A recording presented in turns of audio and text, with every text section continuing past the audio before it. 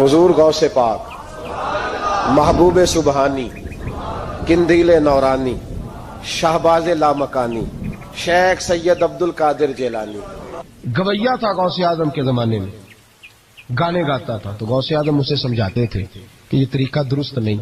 बातचीत से वो मुखालफत करने लग गया, और लोग जब उनके मुफादात पे ठोकर लगती है तो वो जात पात पे उतर आते हैं। वो कहता है जी देखो मेरे पीछे रश बड़ा है, लोग सुनते बड़े हैं, तो अब्दुल कादिर तो माज़अल्लाह जलते हैं मुझसे। खैर बड़ी मुखालफत की, बातें टटोल के लाता, खाते कहाँ से है, लंगर कहाँ से आता है, ये क्या है। हुजूर गौसे आज़म हंस लिया करते, फरमाते चल ठीक है मौज कर। वक्त गुजरता गया, बूढ़ा हो गया, लोग उसकी आवाज के दीवाने थे। गले की आवाज बड़ा सुरीली थी, वो अब धीमी पड़ गई। वो जो उसे सुनते थे वो किसी और को सुनने लगे। घर में भी जब तक पैसे आते थे तब तक तो घर में भी बड़ी कदर थी। अब जब घर में कुछ न दिया तो बच्चों ने भी निकाल दिया। हालत ये हुई कि कब्रिस्तान जाके बैठ गया। मक्खियां भिनकती हैं, पहनने को कपड़ा कोई नहीं, खाने को रोटी कोई नहीं। मेरे शेख, मेरे गौसे आजम उस गली से गुजरे।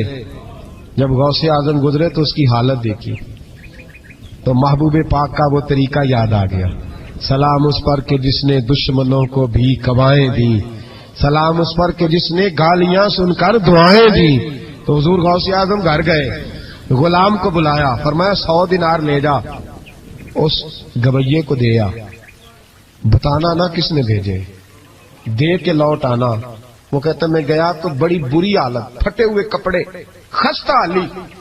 जाकर के 100 दिनार दिए। मैंने कहा लो, उसने आके खोली तो बुढ़ापे से बुरी हालत, बीमारी, जोफ। कहने लगा किसने भेजे हैं?